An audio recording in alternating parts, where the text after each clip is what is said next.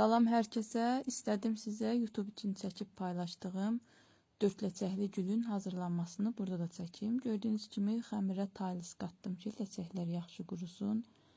Gördüyünüz kəsici ilə də kəsdim. Bununla da yarpaqları biraz incəldirəm.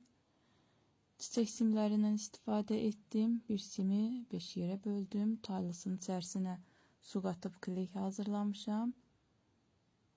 Simləri kleylədim. Üzərinə şəkər xəmiri bu şəkildə etdim.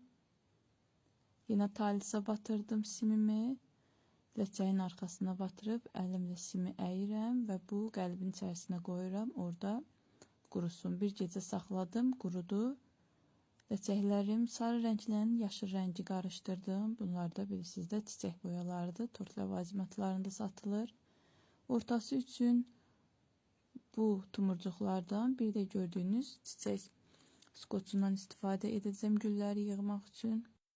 Bu arada qızlar, YouTube'da Nərgizin Günlüyü kanalında tam olaraq videonu geniş formatda izləyə bilərsiniz.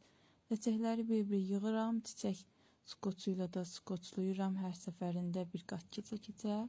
Belə videolar istəsəz YouTube'a çəkdikcə buraya da hazırlayıb paylaşaram. Fikirlərinizi bildirin. Çiçək necə alındı, bir də videolar gəlsinmi?